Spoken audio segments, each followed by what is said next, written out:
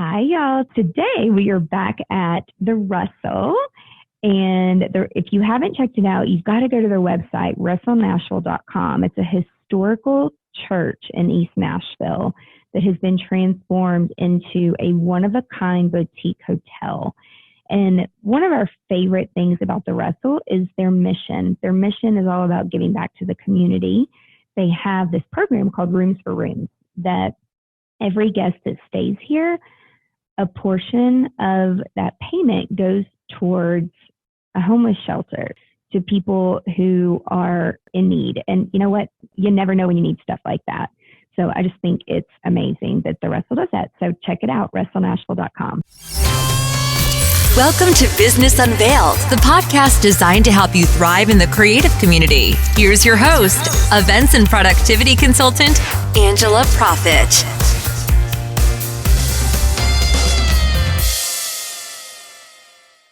Hi, y'all. Thank you so much for tuning in to this episode of Business Unveiled. Expert tips and secrets from top creative industry professionals, where we take you behind the scenes of our past experiences in the creative industry and share with you what we have learned from them and how they have made us stronger. This podcast will help you grow a productive and profitable business to launch you into success within the creative industry. So for today's episode, we are going to share some behind the scenes BTS of an event that we had. It was actually, I feel like it was really a week-long event. Loaded in and laid out was about 4 days. It was a large Indian wedding, which, by the way, we absolutely love them. They are just so, the more detailed, the better. They're so hands-on and so fun. And we each had a different role at this event for all 4 days that we were there. We should have just stayed there, but the family was staying at this place because they can also house people there. So I was very focused on the design. Amanda, you were focused on a lot of things. People, vendors, things that come up. Asha, what were you doing? All over day of.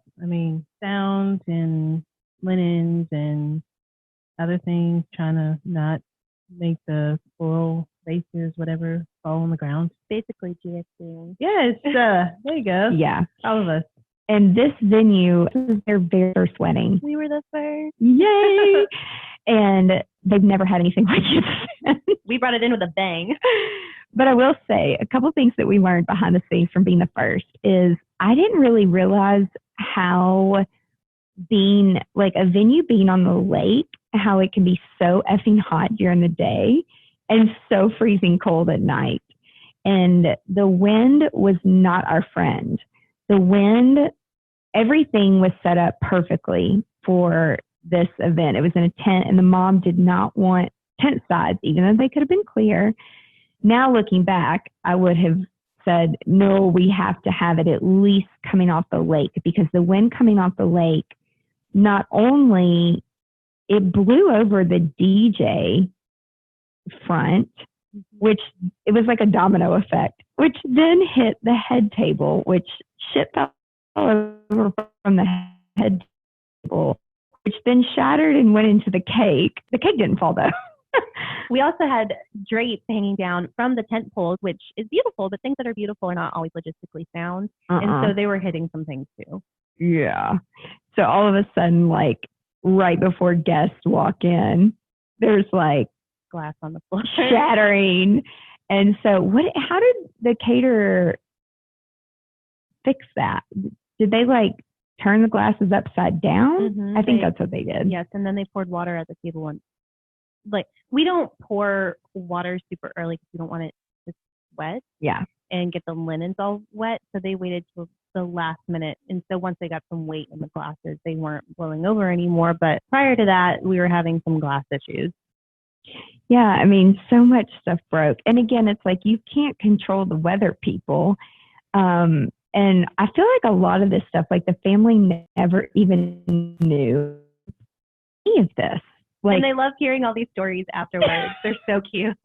like the cops are called because of noise. And then, but we have a noise ordinance. And thankfully, like, we're very friendly with that community. Like, I grew up in that community. Yeah, and they had just become zoned for residential housing. And so these were first Neighbors. event, these were new neighbors, and I guess they didn't really like all the noise they were making. But I mean, you kind of get an into a private event. I don't know who wouldn't like that. Right? And then, like, I didn't really notice we had all these gorgeous chandeliers. I mean, it was like Swarovski crystals decked out. But then when it became nighttime, I'm like, why are these bulbs different? Did y'all notice that? Yes, the brightness was different. It Yeah. was the brightness and the fact, I think it was the wiring that we had some issues with, because, I mean, I remember that, like, we couldn't turn off just one section. Or dim them. Yeah, because, like, all of the lights were on one wire, I guess is the best way to explain it. Yeah, I don't really know anything about that. Clearly, I'm not an engineer. But, yeah, it was just a lot of odd things. These are just things that you don't really think of until it's happening. And they kept saying, like, it's so bright, it's so bright. And then the lighting person was like, it's dimmed all the way down. And so, you know, I continue to ask more questions, which again helps us be better. At one point, I think I would have just been like, turn them all off. Like, I think you did. Yeah, we did. We turned them all off because we still had up lights. Mm-hmm. So it wasn't like it was dark. Like, no one wants to be dancing in blinding light. Yeah, right? Like, but they were all good dancers.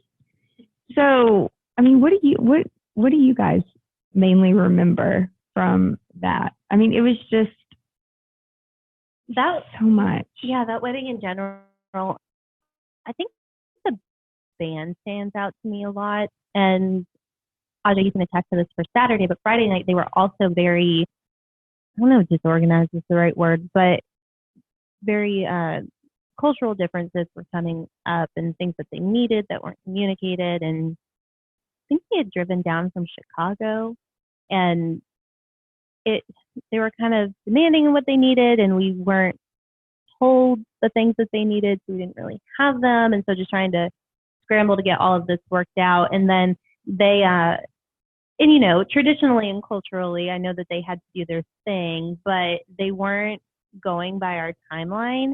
And so it made communicating with them quite difficult. I definitely agree. I remember, and I think a large part of this is just not enough research on my end. And I don't even know what the ceremony is called, but essentially, I think the lead up was the bride and the groom had asked you all to stop at a certain point because they didn't want the priest to go on. Yes, and the father of the bride, he's like, please get him to stop talking. Like, he won't stop talking. Exactly. But, you know, and that's fine and all, but like when it actually comes to it, if I can just explain to you how uncomfortable it is to walk in front of hundreds of people, and, you know, you can't go up on stage because traditionally I don't think She's like, I don't want to walk on it with my shoes. Exactly. It was a big we had white coverings on it, so it would have gotten dirty. So that's understandable. Exactly. And I mean, can you just imagine just being at an event and the planner just walks in the middle of the event and just stops it? That's essentially what we were. There's 400 Indian people staring at you. Exactly. It was so uncomfortable. And they're just really, like, culturally, like, I didn't feel comfortable doing that. And I didn't know if that was even allowed. But I do understand, like, where the bride and groom were coming from, because the priest did go on for a very long time. He was a talker. He was. I mean, 3 or 4 hours, 3 hours at least. I mean, I'm just kidding. it was a while. So that was one fun thing. And I think Saturday evening during, like, the cocktail hour. Oh, my God. So someone in this room thought it would be a great idea. I don't think it was my idea. I think the venue director was like, oh, we have this new great system. Just download the app and you can control everything from there. And I didn't think to ask. I'd never even heard of it at that time. And it was much like Pandora. And I know, like, I pay for Pandora, so I don't have ads, but I didn't realize what it was until. So we downloaded this system, and typically I'm, overseeing like the band and music, and we're going through cocktail hour, everything is fine, and then ads started We playing. all just like stop and we're like, what the hell is this? I'm coming on my skin. It was like, turn it off. Ads started playing. Now, if you can imagine, there's about 400 guests here. Every one of our team members were in all different spots. I have no clue where the director is or our liaison, and it's not working from my phone anymore. And I'm like dying. Like there's a lot of things being said on the radio, and I'm just like, I don't know what to do. I don't know how to stop this. And essentially, I don't think we ever got that figured out. We kind of rode with it. I think we did turn it down, so it wasn't as audible. Mm-hmm. I could not wait for these guests to go over into the reception area. So they didn't have to the cocktail music anymore, which was actually interesting. The escort. Yes, I was going to talk about that also. We had, so bless her heart, carrying over from our last episode. We have a team member. She's great. Oh, God. She gets kind of overwhelmed easily. And in hindsight, she probably wasn't who we should have assigned to this task, because what we did with the escort cards, which was really cool, actually, we had all of these paper flowers made, one for each guest. And there was a pool house with windows all around it, and we had used glue dots to attach them to all of the windows, and people had to walk up and find them.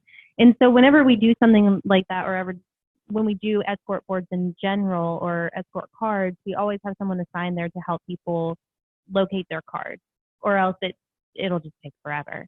And so we had put one of our very organized team members there, and again, we all have our strengths. And she just got very quickly overwhelmed because the language barrier was very prevalent, and people were getting a bit overwhelmed and frustrated that they weren't able to find their cards, which their cards were there. They were just being kind of impatient. And this team member, she came back, she's like, do not ever put me in a room like that again, and, by myself. And yes, we probably should have had someone else standing there with her, but she was very overwhelmed. So when you're assigning your team members to certain tasks, just make sure that you're putting the people who are going to handle the task best with each task. She normally handles the seating chart, so I think... Right. I think it was more so the language barrier that was overwhelming to her, and that there were people yelling at her. I just yell back. For me, I don't even yell back. I'm just like, okay, like with a smile. I'll help you. Like, we don't have to get nasty here. Yeah. And then also too, like, this is one of those where the client was so laid back, like they wouldn't give us answers. They're like, oh, we don't care about the music. We don't care about that. I love it, because I think that people, and I think part of that is that we handle and take care of so many things that they sometimes don't even realize that their wedding's coming up until the week before. And then they're like, oh God, like I got to get all this information in. And then we have vendors waiting on things. Our team is waiting on things. And even that day, they were still working on their Spotify playlist for breaks and stuff like that. So it's just interesting. Yeah, and I think load in too, because it was such a crazy load in, load out. Like some of our trucks, didn't they like run into each other? Had like a minor wreck or something. I don't think anyone ran into each other, but trying to locate people to move their vehicles, and I love all of our vendors, but after you unload, please move your truck, because other vendors need to come in. And when there's not a ton of room and there's not a ton of docks, and really there wasn't a dock anywhere at this venue, please move your truck so other people can unload. And then also, I remember right before the ceremony started, the venue manager and I were out there, like, this was a point where I did yell, because like the ceremony was about to start, the bride was about to come out, and like this minivan from one of the caterers was going to be in her picture. Oh yeah. And like we got him to park behind this certain area where he wouldn't be seen, and I guess that he wanted to leave, and I was like, well, that's too bad, buddy, because you're gonna have to wait here until she walks down the aisle. Like I don't know what to tell you. And I kid you not, we had tables set up for He drove through the tables He sure to did. get out. And like, I'm like, how did he even do that? He didn't even knock anything over. It's the weirdest thing, but yeah, it's interesting. People are not always on the same page. They're not. For I guess they don't sure. care that their bright red minivan's going to be in the spread pictures, which it wasn't, but it had the potential to. It's just crazy. And then also we had lots of different catering companies because they were friends with them. And then we hired a management company that we're familiar with and they're familiar with us. And we did have a meeting but there were like 15 people there and they were all speaking in a different language. Which Angela and I are sitting there and we're like, this is all fine. Like after they're This is normal. after they're done talking, like they'll communicate to us what we need to know. And the catering team that we had coming to manage it, it's actually really funny. We have a video. Maybe we'll share it behind the scenes. Oh, yeah. And if you look in the video, you can just see their faces. Like their eyes are bugging out of their heads because they're so overwhelmed. But we're just kind of like, yeah, we'll get the information that we need. But they were just like, wow. It sounded like these people were arguing, but they weren't. They were just having a passionate conversation. Right. I love it when people are like, oh my gosh, what's happening? I think some of the vendors are like, what the hell? Mm-hmm. We're like, this is kind of normal. The other really big thing is at these final vendor meetings, some of these vendors, they send people, like just a representative from their company, but then that person's not there on the day of. And that is a huge communication flaw. Don't do that. Well, and that's the thing. If you're going to send someone who's a representative for your company and they are not either one, going to be on site, or two, communicate that information to the person who needs to know, then please don't send them. Like, send someone who is going to either be there or communicate, because more times than not with certain there's a communication disconnect because they don't get the timeline, or they don't get the right version of the timeline, or they're not communicated certain details that are really important. And then we have to spend time the day of remedying the disconnect. And also too, like, I get it if you can't send the person that's going to be there. And I also understand shit comes up, right? So either videotape the meeting or voice record the meeting, make videos for your team so they understand like where to pull in, where to park. It's a huge ass property. Like, we really try to over communicate. We use a free app called Marco Polo. We Marco Polo each other all the time. You can make groups on it, but it's just super uncomfortable. And then it causes this unneeded stress when we're like, we communicated this to you on the timeline and 30 days ago. So why can't you all translate the information? So if you have questions, ask them, but please try to ask them before the day of. Yeah. That helps us a lot. But there's never a stupid question, and we love questions because then that means people are paying attention and trying to clarify things before the day of. Right. If you have a question on the day of, it's better that you ask it too. But right. It's preferred that you would ask it in advance, and that helps everyone. Yeah. The other big thing too with this one is, time-wise, it's never perfect. And so asking your client ahead of time if they want photo and video to stay longer, if they weren't hired to stay the whole time, like having to go and track down the parents and be like, this is how much it is. Do you want them to stay? Which normally we would never do. We would always, I don't do that. It's like, you stay until the end, buddy. You need to capture the whole story. But they had hired an out-of-town destination photography company, which they did a great job, but they were not familiar with how we worked, and their contract was put in place before we were ever even contacted. So if you can just ask your client, and then there's those photographers that are like, we can just do a big stage exit. And it's like, no, we're not breaking up the party. We're not going to do that. It's just weird. So make sure that you know that ahead of time. I don't know why we didn't and why they didn't answer us. I know we asked, but of course they wanted them to stay for the rest of the time. Then in the background, there's her sister wanted to bring her little small dog, but there were no dogs allowed on the property. And so she smuggled in this dog. Her sister also didn't want valet to park her car, but we needed it to be moved. Mm-hmm. So she got upset and she cried.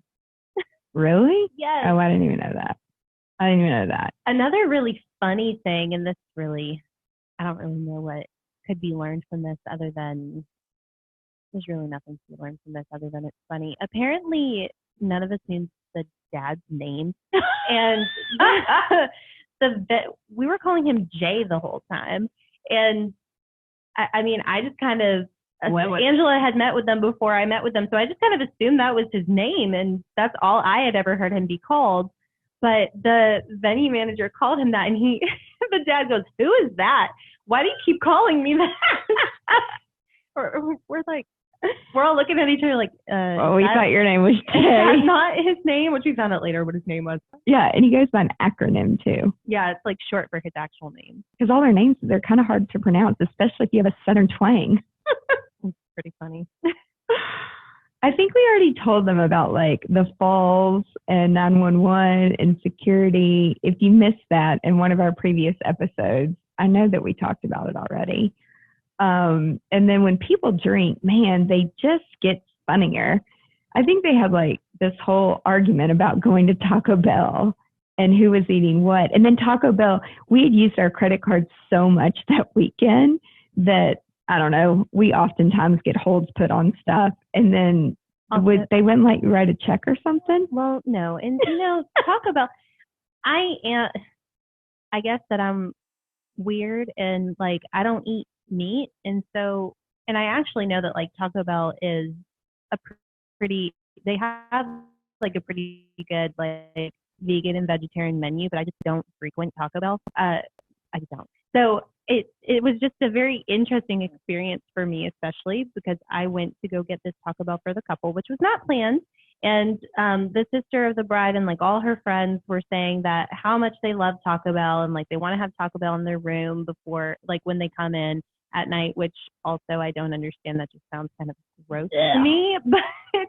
But we went to get some Taco Bell, and I will tell you, like I said, I don't drink with Taco Bell, so I don't know if this is normal, but Taco Bell is busy at 11:30 at night. It took 45 minutes to get like 6 tacos. Yeah, that's and right. Like, I just don't understand, but I guess the rest of America likes Taco Bell a lot. But yeah, or was the only thing open. Right. They don't take checks apparently at this particular Taco Bell, and our card had been put on it had been put on like a security hold, and it was just a whole thing. And bless the people at Taco Bell, because I just don't think that they know how to think on their feet. So I kind of calculated it all for them and got it taken care of. So I'm just kind of like, good night, like Taco Bell. Crystal's is the same way. The other night we got done, and one of our girls, some people were staying. In fact, we all slept, half of us slept at the office. But they're like, we're really hungry. And I'm like, well, I can swing into Crystal's. Like, they're the only thing open at 4:00 in the morning. And like, that's a whole nother story. But I was busy driving a minivan around the Gulf. Oh, yeah. Yeah. And traffic was crazy. It was crazy. I don't know what was going on. It was, and this is a side note, this is a totally different event, but this is from this past weekend. We had decorated this minivan because there's a whole story behind it. It's actually really cute. And I walked out, I saw how this minivan was decorated, and there were streamers coming off of it, and tulle and writing, and Angela was like, we're going to have to cut some of this off before I go on the road because I cannot see out the windshield. So the minivan was very well decorated. Hilarious. And they really liked it. It was cute. It was really cute. But yeah, those late night runs, like, I don't know if you want to open up the can of worms and ask your clients, like, are you going to want something at the end of the night? And if you can better plan for that. Like, we've had clients before tell us, like, we love Crystals at 1:00 in the morning. We've arranged for it. We call, we order ahead, we pay ahead, we have it delivered, or we send someone to pick it up, and typically it's ready. Yeah. So try to just plan ahead. That's the whole point. Other times we got people who are like, I'd like some Taco Bell. Yeah, like randomly. Sometimes I want to be like, it's closed. Go to bed. Well, we got to wrap up here because we got to head to our next meeting. But thank you so much for listening. And if you guys have any crazy stories that will help others enlighten their experience in this wonderful world of weddings and events, please reach out to us and let us know. And thank you so much for tuning in to Business Unveiled. One last thing that I just learned. Do you know that you can tell Siri, just, hey Siri, listen to Business Unveiled podcast? And it does it.